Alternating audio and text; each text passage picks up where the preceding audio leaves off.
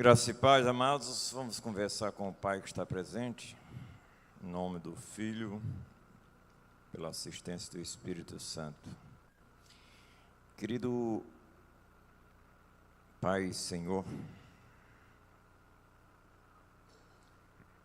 o salmista disse: sonda-me, sonda o meu coração,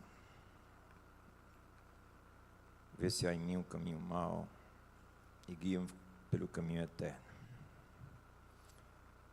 Eu não ouso falar desta maneira porque nós já sabemos onde erramos, falhamos.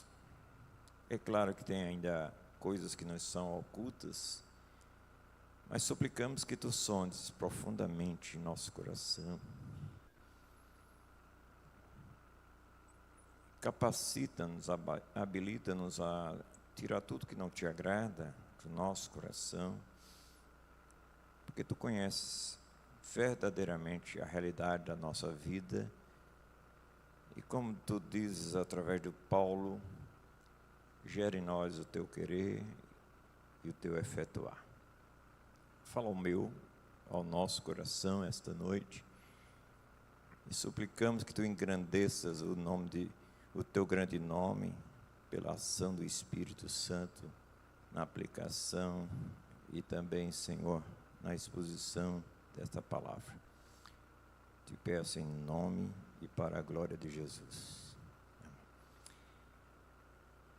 Certa vez eu fui convidado, amados, para fazer uma visita, convidado por uma jovem, isso faz muito tempo, quando eu servia em Campina Grande, não era pastor ainda. Fui convidado por uma jovem da igreja metodista para visitar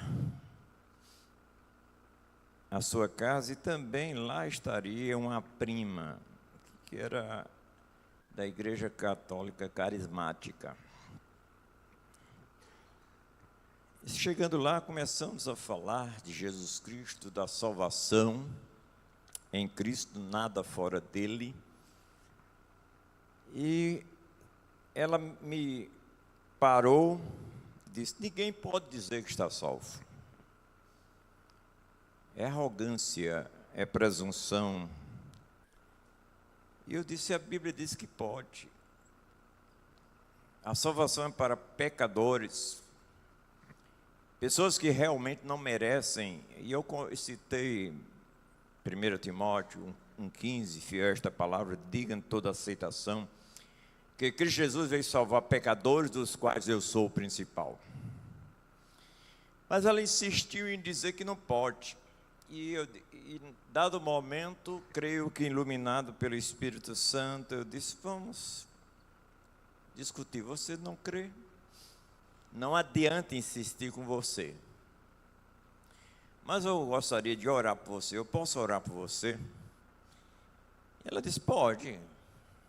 E coloquei a mão sobre a cabeça dela, pedi para Deus tirar a venda dos olhos, do entendimento, abrir a sua mente, e após a oração eu fiz a pergunta: e agora? Ela disse: agora eu tenho certeza. Eu disse: por quê? O que é que você fez? Ele disse: está tão claro, como é que eu não percebia isto? Como eu não conseguia ver tão claro a mesma pessoa em poucos segundos, minutos após a oração? Isso mostra, meus queridos, sobre o tema desta noite. O novo nascimento é uma ação unilateral de Deus. O novo nascimento é uma obra soberana, exclusiva de Deus. Ele diz em 1,13 de João: os que não nasceram da carne, não nasceram do sangue, nem da carne, nem do varão, mas da vontade de Deus. De Deus. Não há como o homem se chegar a Deus se Deus não tomar a iniciativa em se chegar a Ele. Não há condição no homem Porque ele é um ser depravado totalmente em todas a sua mente, seu coração. E ele também é incapaz de fazer qualquer bem espiritual agradável a Deus. Há no homem uma consciência, uma aplicação realmente de uma lei colocada por Deus. Mesmo que ele esteja assim depravado, totalmente, e incapaz de fazer qualquer bem espiritual, agradável a Deus. Em Romanos 2, 15, 16, Deus coloca uma consciência, que por isso que esse homem não faz todo o mal que quer, mas também ele é incapaz de qualquer bem espiritual que agrade a Deus. Por isso que até as suas obras de justiça, diz a palavra de Deus, são como trapo de imundícia. Nosso querido Nicodemos era um fariseu.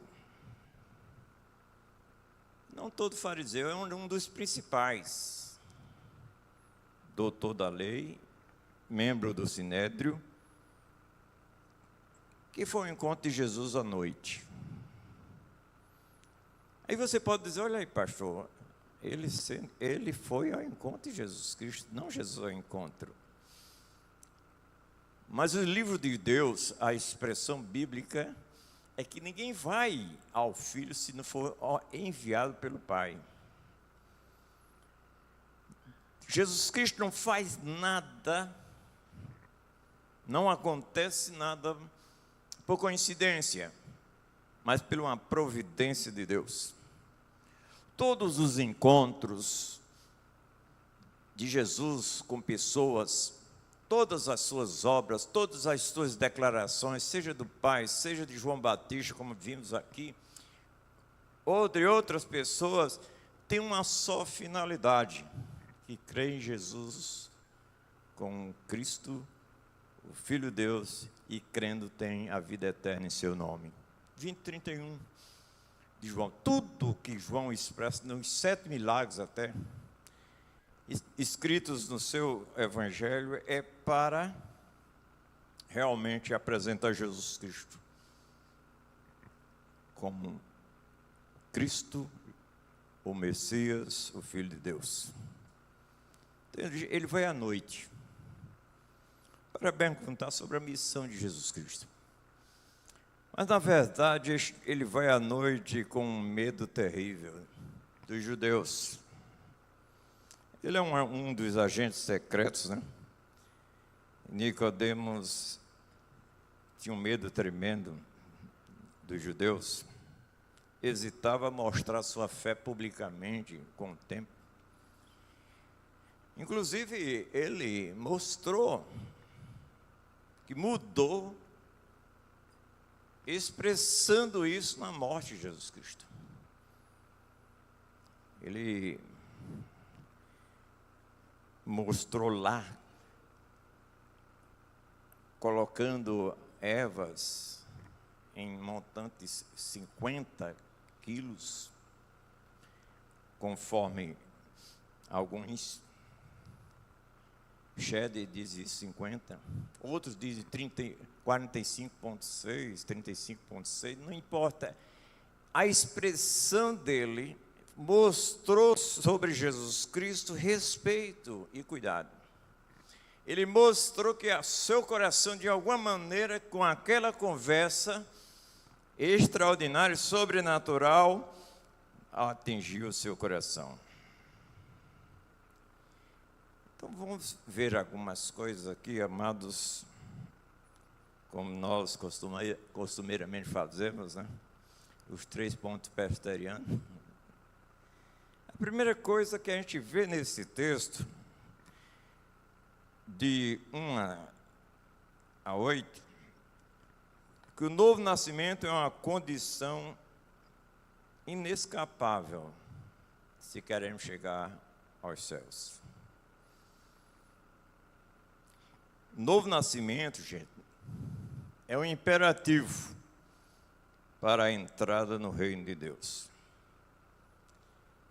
Esse novo nascimento é independente da religião, da religiosidade. Nós vemos, amados, que muitos, por mais que fossem religiosos, não atingiam o coração de Deus. E um deles foi o Nicodemos.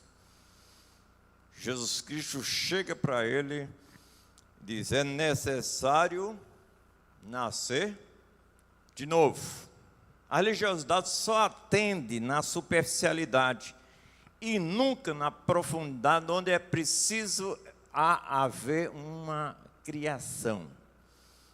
Paulo fala que nós somos feituras de Deus, feituras suas, criados em Cristo Jesus para as boas obras que de antemão Ele preparou que andássemos nelas.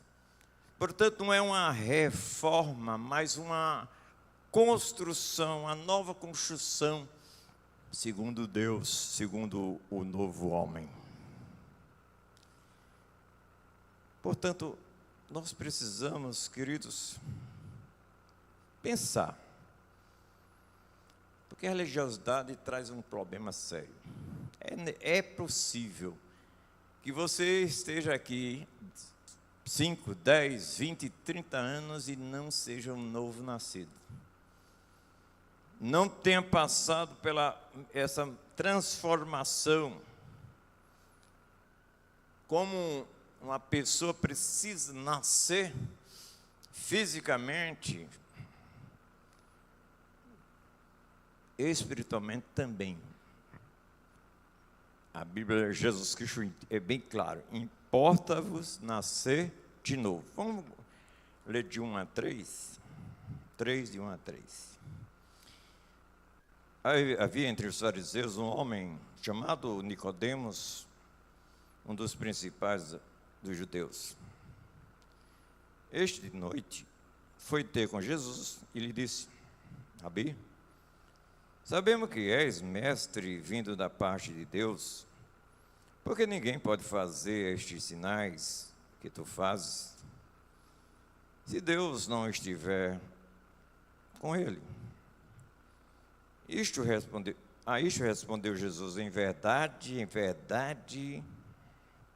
te digo, que se alguém não nascer de novo, não pode ver o reino de Deus. Preste atenção, Jesus Cristo, no capítulo 2, mostra aí que ele não se confiava aos homens. Ele não ia pôr expressões verbais, até certas. Ele adentrava na inteireza do coração. Se você for dar uma olhada na leitura bem minuciosa de João, você vai ver que sempre tem duas respostas. Ou melhor, uma das duas respostas em todos os encontros, em todas as situações em João: de fé ou de incredulidade. Todo público que, quando saía de Jesus Cristo, expressava fé ou incredulidade, ou nos dois grupos, num grupo só, um exercia fé, outro exercia incredulidade. E mostra aí, meus queridos, que Jesus Cristo mostra a este homem religioso que não adiantava nada a sua vida religiosa se ele não nascesse de novo. Agora, a coisa é tão extraordinária que pode haver gente lá fora e pode haver gente aqui dentro que não tem um novo nascimento, que tem mais vida em termos humanos do que pessoas que estão aqui crentes há muito tempo. Nós vemos um homem chamado Cornélio na Bíblia, gente que era extraordinário em suas ações, humanamente falando. Este homem orava, este homem dava esmola, este homem era temente a Deus, era reconhecido como um bom homem em toda aquela região de Cesareia, mas precisava ouvir palavras que ele seria salvo. E Deus o induziu a chamar Pedro em Jope para ele ouvir a salvação.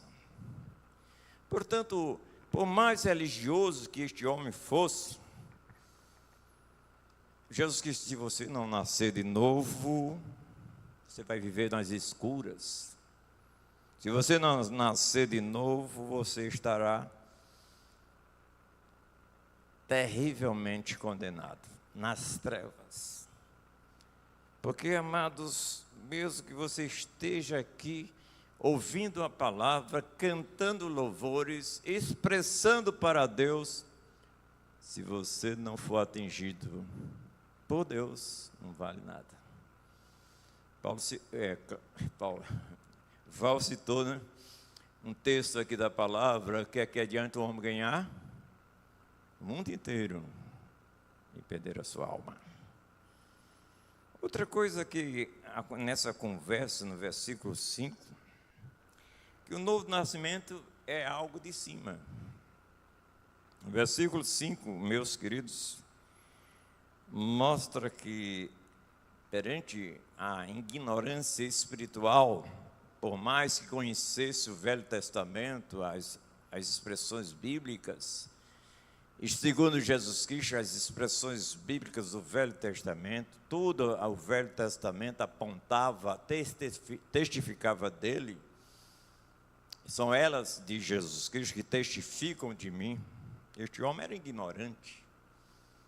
Nas verdadeiras coisas espirituais, ele era analfabeto. No versículo 5 aqui diz respondeu Jesus: em verdade digo, quem não nascer da água e do Espírito não pode entrar no reino de Deus. Isso fica para nós, né? Que às vezes tem pessoas que acham que o batismo, por exemplo, muda tudo. Vocês já viram essa expressão, vamos batizar para não ficar pagão? Não? Você já deve ter ouvido isso. Não há uma magia, um milagre naquela água. Então, Jesus Cristo mostra que o batismo sem um novo nascimento é só um banho. O Espírito é quem opera. Os adultos precisam ouvir e também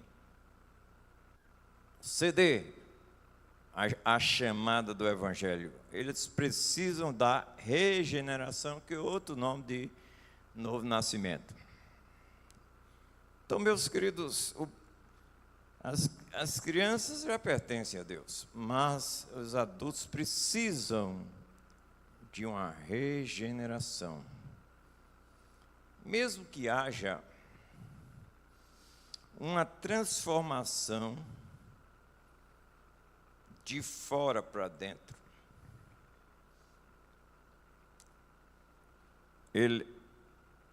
o novo nascimento é de cima para baixo, de Deus para o homem, como citamos 1,13 de João. Posso colocar aí para que os irmãos possam gravar. Vocês leiam, por favor.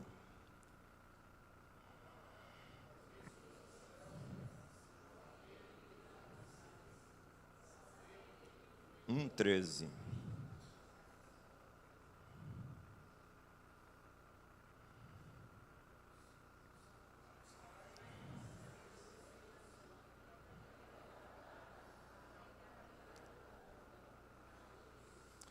Preste atenção.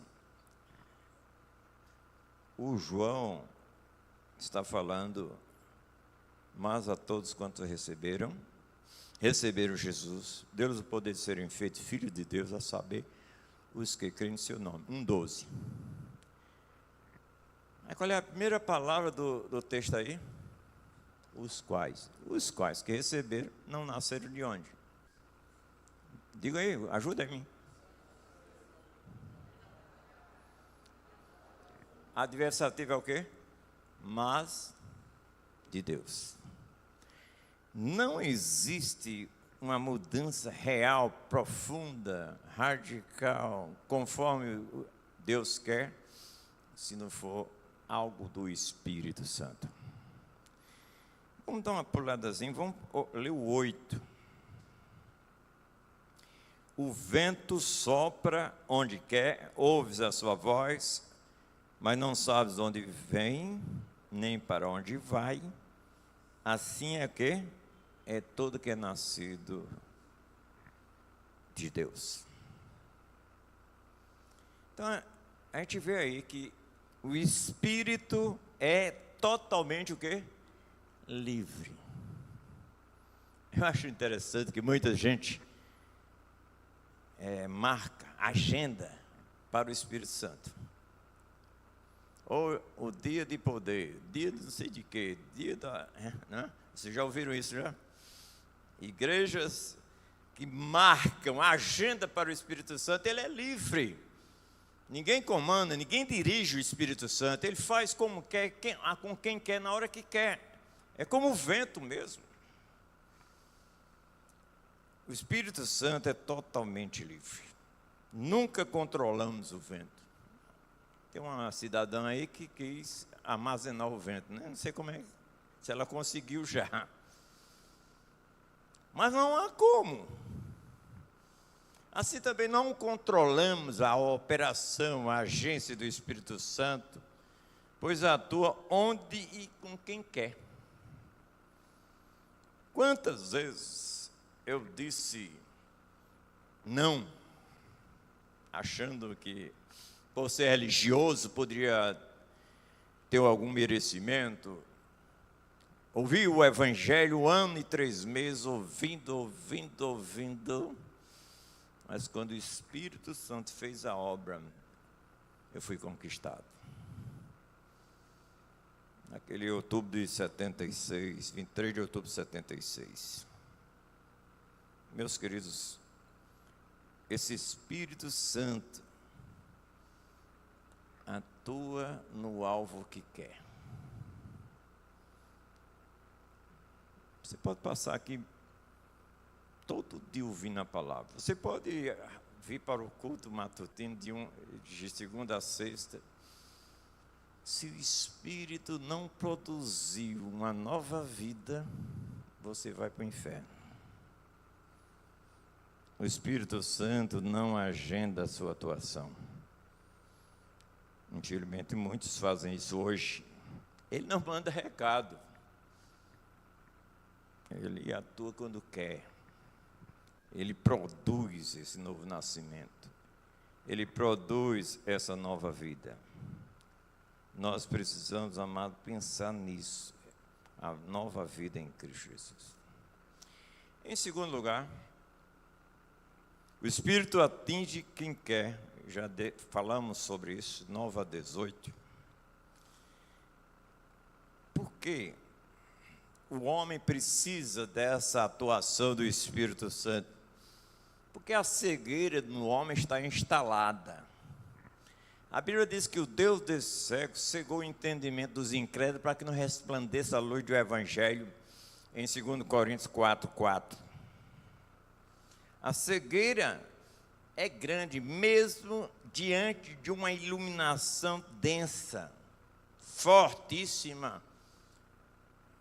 Muita gente tem um ditado popular por aí, eu não sei se você já disse como crente, mas entre os crentes tem um ditado popular. Qual é o ditado popular? Se não vem pelo amor, vem pela dor. Isso é uma mentira. Só vem pelo Espírito. Se você for dar uma olhada em Apocalipse 16, a turma leva pancada e blasfema de Deus. Outros veem os milagres de Deus em Apocalipse e blasfema de Deus, rejeita de Deus. Por isso, só pelo Espírito Santo. É claro que Deus pode usar, como o Eliane da igreja presbiteriana de Manaim, que chegou, a mãe chegou aqui, a filha já não tinha mais esperança, e ela veio para cá, achando que eu ia dizer, eu vou orar por você, Deus vai curar. Eu disse para ela, você entrega a sua filha para a vida ou para a morte, como Ele quiser. Ela ficou com raiva, saiu com raiva, mas caiu em si. Deus a convenceu, o Espírito a convenceu. Ela está mais do que 22 anos curada. É como Deus quer. Podemos orar? Devemos orar? Sim. A gente orou bastante aqui. Mas só o Espírito Santo é que produz transformação. Você está me vendo? Não é porque você tem olhos apenas. Não é porque você tem uma visão, você vê, porque tem iluminação no ambiente. Mas se você fosse deficiente visual, não importava quão forte fosse a luz aqui no ambiente. Muitos estão nas igrejas, amados, ouvem. Se quiserem, podem ouvir diariamente, através de muitos meios, ouvem o Evangelho, mas são incapazes de uma verdadeira percepção se o Espírito não traz iluminação. Só podem realmente receber se o Espírito Santo abrir o entendimento. Não basta saber intelectualmente. Nicodemo sabia da lei de Deus, sabia do Pentateuco, dos Salmos, dos profetas, de tudo isso, mas não sabia da vida eterna. Não basta o intelecto, é preciso ter uma percepção espiritual dada pelo Espírito Santo. Vamos ver, coloca aí, por favor. Já na outra vez mostrei esse texto. Esse texto é lindo, é maravilhoso, é extraordinário. 16:14 de Atos.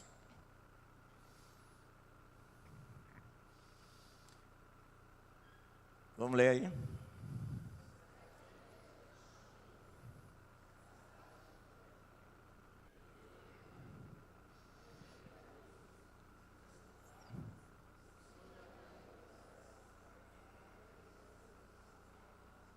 Coisa extraordinária. Paulo falava, Lídia ouvia, e o Espírito Santo fazia o quê? O Senhor lhe abriu o quê? O seu ser, para entender, e não só entender, mas a atender, a passar por um novo nascimento. Essa mulher foi tão atingida, que logo após a mensagem quis ser batizada e tornou-se hospitaleira. Convidou Paulo e Silas para que estivessem em sua casa. A produção do novo nascimento traz transformação. Não há como, irmãos, ficar a mesma pessoa de jeito nenhum. Nós precisamos, amados, pensar nisso. Nós queremos que Deus mostre a você esta realidade espiritual. Não é? Há quem diga que uma pessoa vem, como eu disse, pela dor ou pelo amor, mas vem só pelo poder do Espírito Santo. Em segundo aí, amado, o Espírito ilumina na obra do Deus encarnado. O Espírito Santo sempre aponta para Jesus Cristo. Se não houver esta expressão no coração que Jesus é o único, não é algo do Espírito Santo. É aquela historinha que todo caminho dá na venda, né? Todo caminho dá em Deus, não é bíblico. Só um caminho pode expressar Deus, que é Jesus. E Jesus Cristo próprio disse: eu sou o caminho, a verdade e a vida. Ninguém vem ao Pai senão por mim. Nosso querido Tomé chega a dizer, fazer essa pergunta: nós não sabemos o caminho, para onde ir, como é que vamos fazer? Jesus Cristo expressa: eu sou o caminho. Filipe, outro que ainda está meio alienado nas coisas espirituais, chega: mostra-nos o Pai, isso nos basta, Senhor. Filipe, há tanto tempo convosco, não me conhece a mim, quem vê a mim, né, vê o Pai. Como tu dizes, mostra-nos o Pai. Então o Espírito Santo, meus queridos, ilumina na obra do Deus encarnado, Jesus Cristo. Na cruz é o momento da nossa morte. Nós vemos isso, 13-17, é o caminho da nossa morte espiritual. A cruz é o lugar onde a serpente foi esmagada. Jesus Cristo começa a expressar como aquela serpente no deserto foi levantada, o Filho do Homem vai ser levantado, e todos que olham para Ele confiante, com a confiante entrega, têm automaticamente a vida eterna, e só o Espírito de Deus pode levar o homem a este conhecimento real. A cruz é o nosso lugar, que foi paga toda a nossa dívida, para vivermos na eternidade com Ele.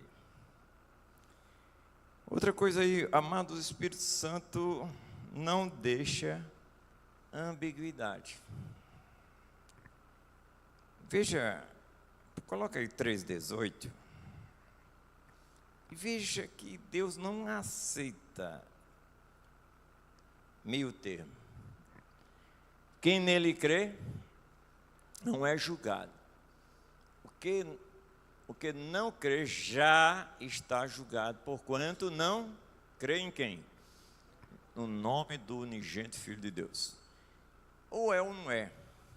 Não existe essa expressão quase crente. Para Deus não existe isso. Ou é ou não é.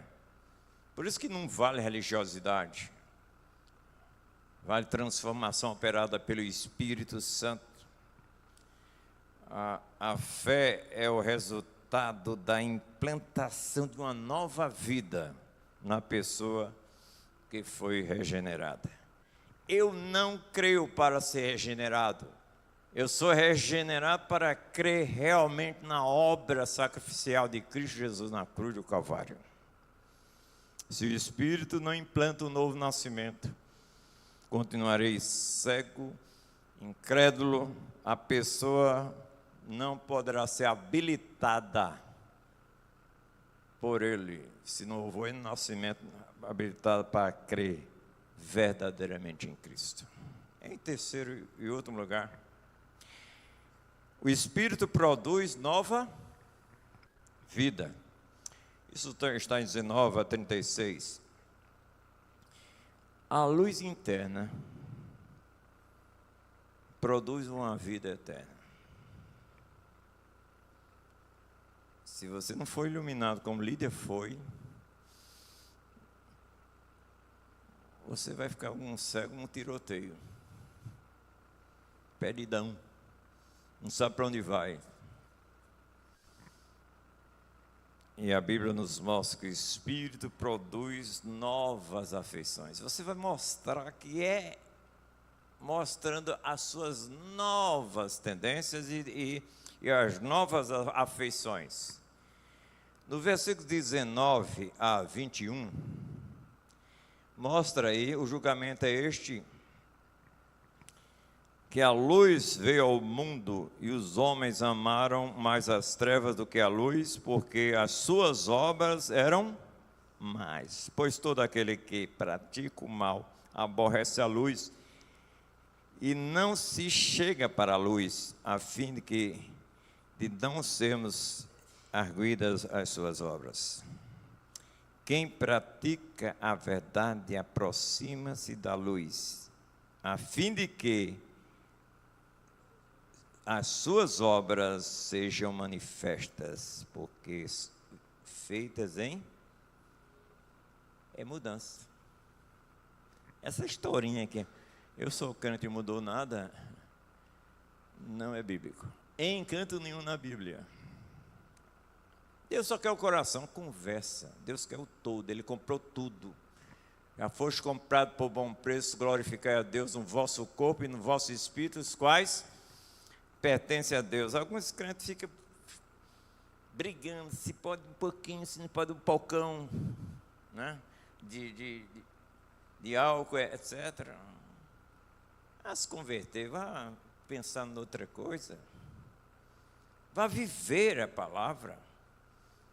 O Espírito muda o que você ama. Você amava o mundo, amava as trevas. Agora detesta, porque você ama a Deus. Deus é a sua prioridade máxima em todo o tempo, em todo momento. Se você pesquisar, você vai ver que o girassol sempre está voltado para o sol, para a luz. Você deve ser como um crente girassol, viu? Sempre voltado para o sol da justiça, que é Jesus. O girassol busca luz. O girassol, ele fica em pé a cada amanhecer. Tem uma plantinha aqui todo dia depois no matinho eu vou colher, né? A xanana. Ela tem muitas coisas, é bom para muitas coisas. Eu faço chá, ou como as folhas, e faço chá das folhas. Ela só brota quando o sol aparece. Você pode procurar aí, você não vai ver uma folha, ou melhor, uma flor. Mas se você chegar às 6, 7 da manhã, já está brotado. Já está mostrando para você. O crente é desse jeito, cada manhã é uma nova manhã.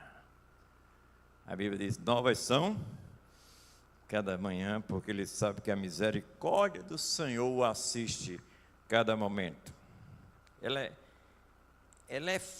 O girassol é forte na tempestade.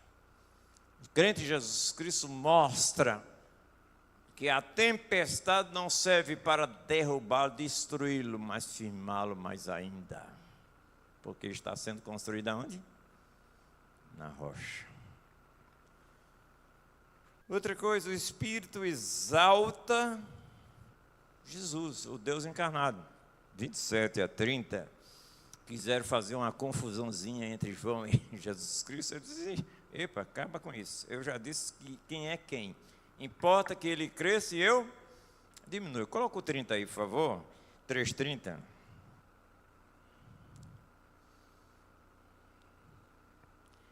Convém que ele cresça e eu diminua. Aleluia. Nós precisamos pensar nisso. Quanto menos de você, mais a glória de Deus vai ser vista em você. Não precisamos de popularidade. Precisamos de submissão ao Deus Todo-Poderoso. O Espírito exalta sempre o Filho. Seremos como a lua que reflete o sol. A lua não tem luz própria, mas fica linda quando o sol reflete sobre ela. É coisa extraordinária. Se uma pessoa não vive exaltando o Filho, o Espírito não produz nele, não produziu nele uma nova vida. Se qualquer pastor, qualquer filho de Deus quer ser visto pelos homens, que é um cobrador de marca maior, cobra atenção, cobra isso, cobra aquilo, cobra do marido, cobra da mulher, cobra. Jesus não foi a tua satisfação. Sabe o que é que Paulo diz? Cristo que é a vossa vida. Não é que ele produz a vida somente, ele é a própria vida em você. É isso que o Espírito Santo faz. Não vivo eu, mas Cristo vive em mim. E a vida que agora vivo na fé naquele que me amou e se entregou por mim. 2:20 de Gálatas. Meus queridos, o novo nascido prima pela fidelidade e não pela notoriedade. Não precisa dizer eu sou crente. Basta ser luz. Vamos ver se é. O que anda na luz, vamos ver. Há coisas que a gente diz, como é que percebeu? Não é? Uma pessoa chegou para mim e disse, você me transmite paz. Quem fez isso? Eu não disse nada. Mas Deus mostrou tudo, porque é luz. E não tem nada que se gloriar, que é uma produção do Espírito Santo. Também, amado, o Espírito produz essencialidade e não superficialidade na vida, de vida. Veja o 36, coloca aí, 3:36, João.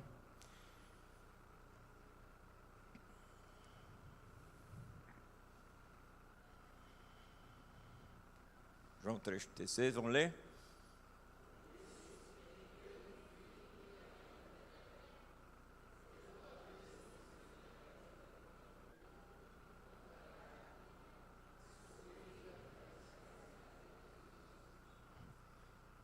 Meus queridos, esta conduta produz essencialidade. Lá dentro está instalada uma nova vida que se expressa em conduta. Não precisa dizer, eu sou crente, não. Precisa viver. Prega o Evangelho, sim, mas não pregar a si mesmo. Pregar o Senhor que fez a obra em você. Ele não tem uma vida perfeita, o crente em Jesus Cristo. E graças a Deus que não tem, senão ele ia ficar orgulhoso achando que é melhor do que os outros. Mas a consequência de uma vida transformada. A consequência de uma vida mudada. Basta estar ligada. Esta vida na videira verdadeira. Vamos ver aí. João 15:5. Não há como esconder o fruto, meus queridos, de um ramo onde a seiva constantemente alimenta. Como bem disse ontem o reverendo Sérgio. Vamos lá?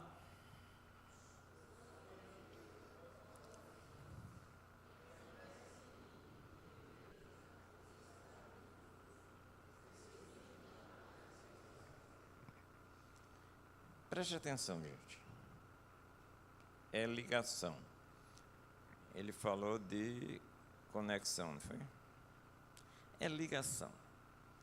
Quem permanece, quem está em mim, e eu nele, a consequência é o quê? Esse dá o quê? Algumas pessoas sustentam que é o fruto do Espírito Santo. Eu não sustento somente isso. Eu sustento fruto do Espírito Santo e produção. através de vidas regeneradas. Isso pensava também Russell Shedd. Porque, na minha mentalidade, as sementes de uva vão produzir o quê? Uva também. Então nós precisamos ver que estamos aqui, só tem uma tarefa aqui que você não vai fazer no céu, em termos espirituais, é evangelização. Portanto, você tem que ganhar, vos farei pescadores de homens. Então a vida produzida pelo Espírito Santo, a essência que ele produz lá dentro, comunica esta verdade. Brilha a vossa luz diante dos homens, para que vejam as vossas boas obras e glorifiquem ao Pai que está no céu. Não há como esconder o fruto, se é. Quando alguém Jesus Cristo fez como aquela figueira, né? Foi dar uma olhada, não tinha frutos. Gente. E como é que Jesus Cristo procura frutos na estação imprópria daquela árvore? É porque ela manifestava que tinha, sem ser nada, sem ter. Porque quando apareciam as folhas estavam instaladas, ela estava dizendo, eu tenho fruto. Quando Jesus Cristo procurou, não tinha fruto. E Jesus Cristo amaldiçoou. O Sérgio falou antes sobre podagem. Tem gente que Deus dá, vamos dar uma promoção em você? Você é meu. Vou dar uma promoção em você. Vai lá para cima que você não está prestando por aqui. Mas, graças a Deus, que nós temos o Espírito Santo, produtor do novo nascimento e produtor de vidas conforme o novo nascimento. Concluindo, o novo nascimento é obra soberana de quem? De Deus. Onde? Lá dentro. No centro do homem. Não é essa bomba que leva e traz o sangue. É o centro da alma, do seu ser. Ele nos tira da morte para a vida, da cegueira para a luz, da religião para a regeneração. Não é por mérito, não é por esforço ou decisão própria, mas pelo sopro do Espírito e pela graça revelada na cruz do Calvário. Fora dele não há salvação. Deus abençoe.